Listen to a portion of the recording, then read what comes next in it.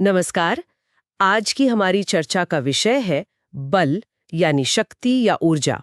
हमारे पास निरुक्त से जुड़े कुछ अंश हैं और खास तौर पर निघंटु में जो बल के 28 पर्याय दिए गए हैं उन पर हम बात करेंगे। कोशिश ये समझने की है कि प्राचीन भारत में बल को कैसे देखा जाता था, जो सिर्फ शारीरिक ताकत से कहीं ज्यादा है। पर देखिए, शुरुआत में ही निरुक्त की एक परिभाषा है, बलम भरणम भवति बिभर्त्यः। मतलब बल वो है जिससे भरण पोषण होता है।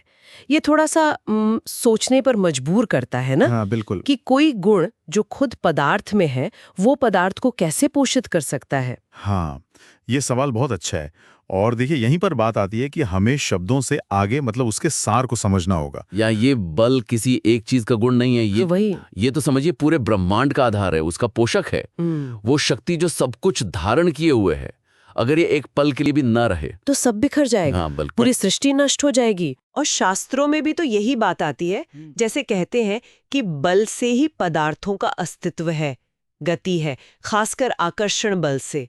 और आत्मा वही बलम, मतलब आत्मा ही बल है। हाँ, यानी हर कण में वो चेतना, वो बल व्याप्त है। और फिर बलम वही विश्वे देवा, कि सारे देव, सारी दिव्य शक्तियां, प्राण वगैरह वो भी इसी बल के रूप हैं। बिल्कुल सही।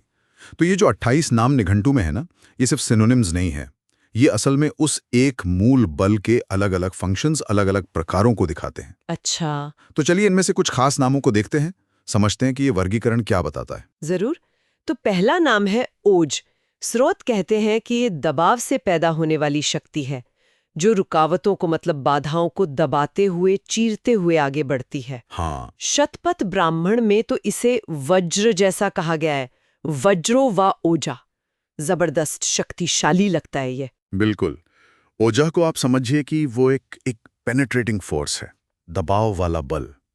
जैसे कोई तेज धारा चट्टानों को हटा देती है, ये बाधाओं को तोड़ता है, रास्ता बनाता है। इसकी प्रकृति थोड़ी आक्रामक, भेदक किस्म की है। ये परिवर्तन लाने वाला बल है। अच्छा, और फिर दूसरा है पाझा। ये पा रक्षणे धातु से बना है, मतलब रक्षा करना। हाँ, निरुक्त कहता है पाझा पालन से है, तो ये बल पोषण और रक्षा करता है। मतलब ये ओझा से थोड़ा, क्या कहूँ, सौम्य हुआ। सौम्य।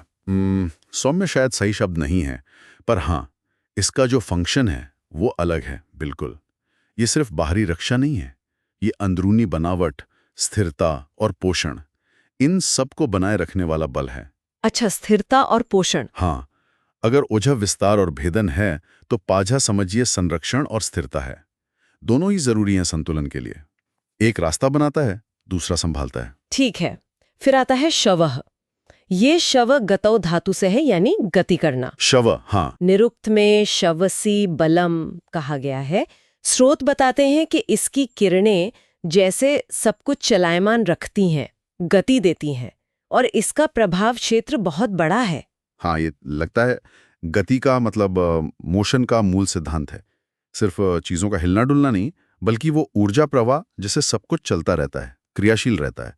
एक तरह से जीवन और गतिशीलता का प्रतीक। दिलचस्प। एक और शब्द है द्रव्यणम। इसके बारे में लिखा है कि यह वो बल है जिससे दूर की चीजें तेजी से खींचने वाले पदार्थ की तरफ आती हैं। यहाँ तेजी पर जोर है ना? बिल्कुल, तेजी शब्द यहाँ बहुत महत्वपूर्ण है। ये शायद इशारा कर रहा है गुरुत्वाकर्षण या चुंबकत्व जैसे बलों की तरफ, जो दूरी होने पर भी, मतलब काफी दूरी से भी तेजी से और मजबूती से काम करते हैं। ये दिखाता है कि आकर्षण की शक्ति और उसकी गति, इसको भी वो अलग से पहचानते थे। सही बात है। और आखिर में एक और देखते हैं, त्वक्षः। ये त्वक्ष तनुकरणे धातु से है, जिसका मतलब है छोटा या पतला करना। हाँ, तनुकरण। स्रोत कहते हैं कि ये पदार्थों को खंडित करके एकदम सूक्ष्म या तीक्ष्ण बना देता है। बिल्कुल, ये बल जुड़ा है रूपांतरण से, या कहिए विघटन से। किसी चीज को तोड़कर महीन करना, उसको पहना बनाना, उसकी बनावट बदलना। जैसे हथियार की धार तेज करना। हाँ, वो भी हो सकता है। या फिर किसी कॉम्प्लेक्स चीज का सरल कणों में टूटना। ये निर्माण के साथ साथ विनाश या सूक्ष्म बनाने की शक्ति का भी प्रतीक है। तो ये तो साफ है कि प्राचीन भारतीय सोच में बल सिर्फ मतलब मसल्स की ताकत नहीं था। बिल्कुल नहीं। ये तो एक बहुत ही गहरी, बहुआयामी अवधारणा थी। इसमें ब्रह्मांड को थामना, पोषण देना, चलाना, खींचना और यहाँ तक कि चीजों को बदलना ये सब शामिल था। और ये बात कि निघंटु में बल के लिए 28 अलग-अलग शब्द दिए गए हैं, ये अपने आप में कमाल है। हाँ, सच में। ये सिर्फ एक लिस्ट नहीं है, ये दिखाता है कि वो ब्रह्मांड की ऊर्जाओं को, उसकी प्रक्रियाओं को कितने व्यवस्थित ढंग से समझते थे। एक पूरा मॉडल है ये। हर शब्द एक अलग काम, एक अलग पहलू बता रहा है। ये उनकी बारीकी दिखाता है। वाकई ये वर्गीकरण सोचने पे मजबूर करता है। हाँ, और यहीं पे मैं एक सवाल छोड़ना चाहूंगा सोचने के लिए जी। कि क्या आज की जो हमारी समझ है मॉडर्न फिजिक्स की, जो फंडामेंटल फोर्सेस हैं, ग्रेविटी, इलेक्ट्रोमैग्नेटिज्म, न्यूक्लियर फोर्सेस, क्या उनकी कोई झलक किसी रूप में इन प्राचीन वर्गीकरणों में दिखती है? या फिर ये ब्रह्मांड को देखने का एक बिल्कुल ही अलग नजरिया था जिसकी अपनी समझ, अपनी गहराई थी? ये एक बहुत अच्छा सवाल है आगे सोचने के लिए। हाँ, इसे आगे के खोज के लिए छोड़ते हैं।